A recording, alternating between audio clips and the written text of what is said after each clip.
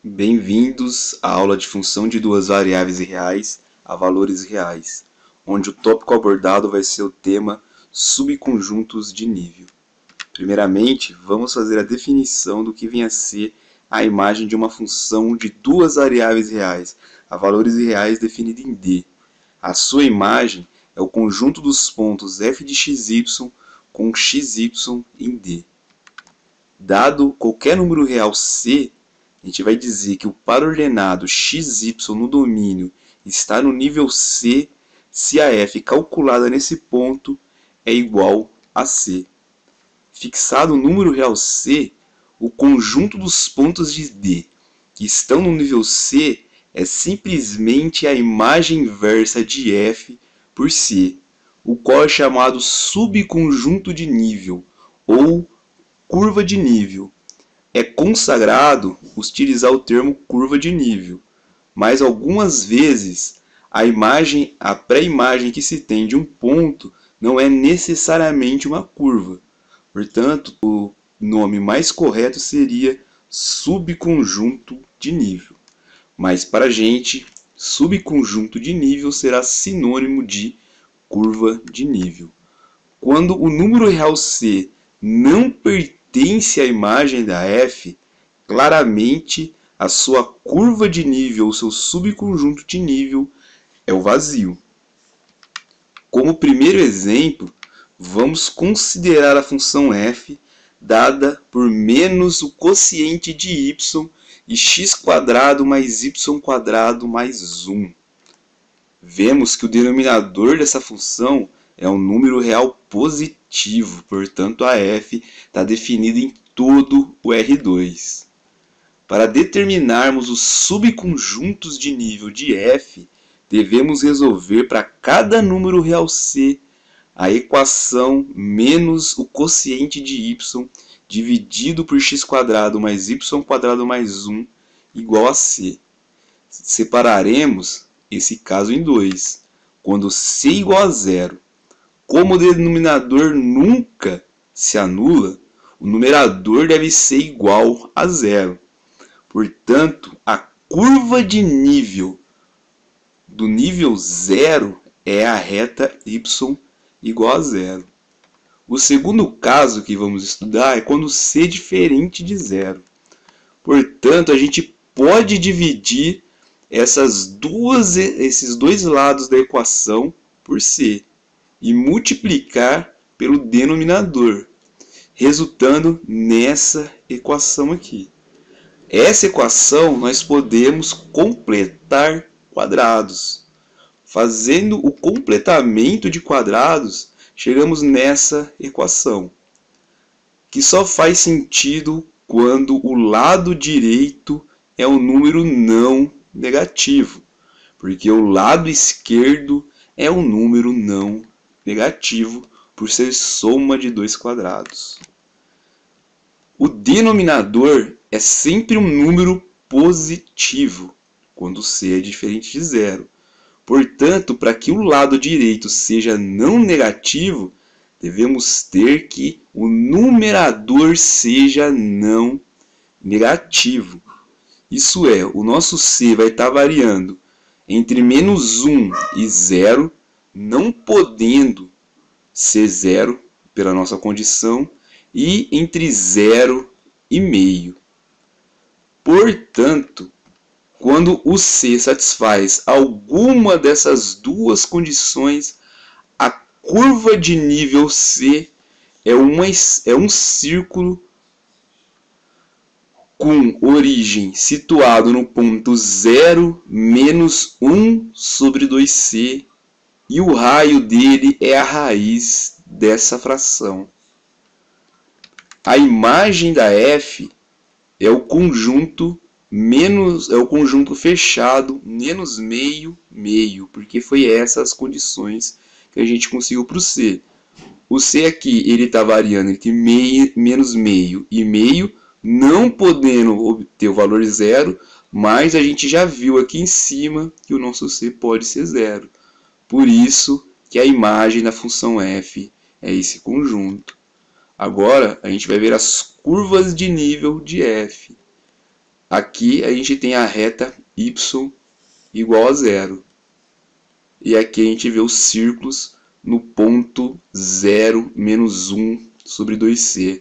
Todos os centros do círculo estão sobre a reta x igual a 0. No próximo exemplo, iremos considerar a função dada pela raiz quadrada de x² mais y² menos 1.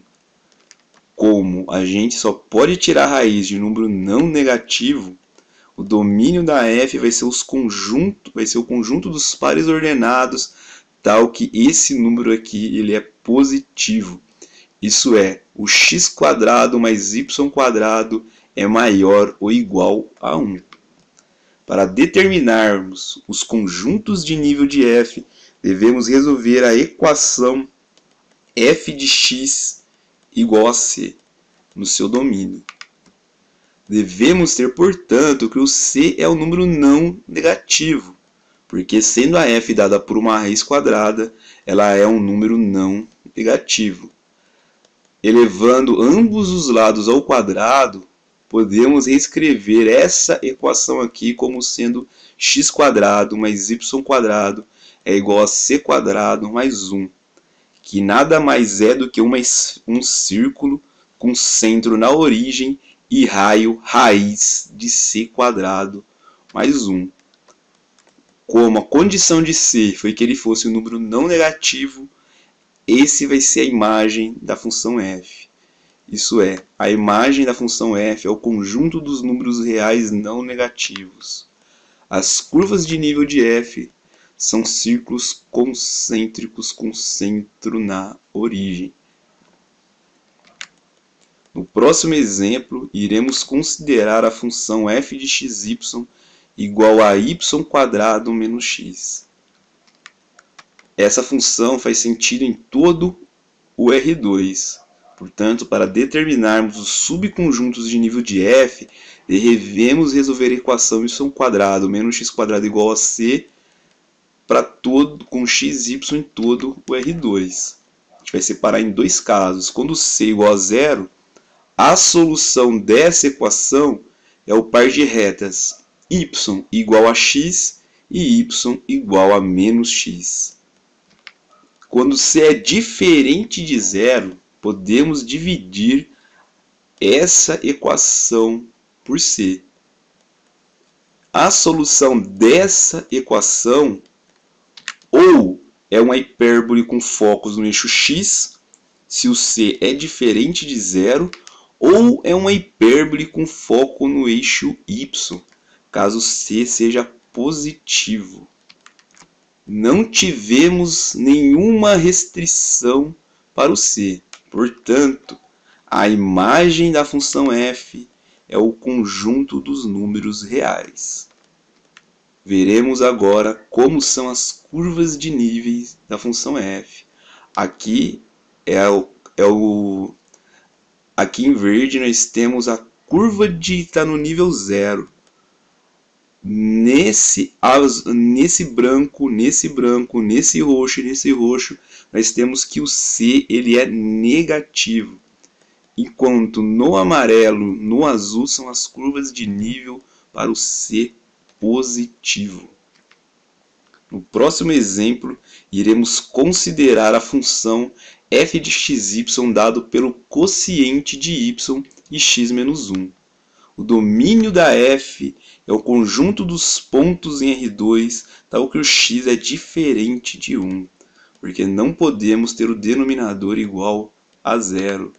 Para determinarmos os conjuntos de nível de f, devemos resolver a equação c é igual a f de xy no domínio de f. Ou y é igual a c que multiplica x menos 1 com x diferente de 1. Essa é a equação de uma reta que passa pelo ponto 1, 0.